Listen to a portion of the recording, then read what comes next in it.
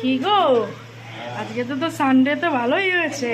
দেখুন বন্ধুরা, আজকে রান্না কে করছে? আপনাদের দাদা। চিকেন তরকা। চিকেন তরকা খেয়ে দেখতে হবে। দেখে তো মনে হচ্ছে খুবই ভালো হয়েছে, খেয়ে বলতে হবে।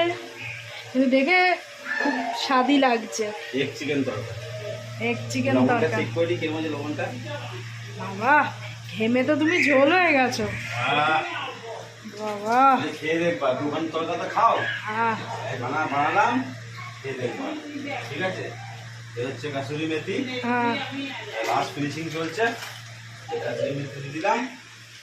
ঠিক আছে, তার আগে ধনে পাতা দেওয়া হয়ে গেছে।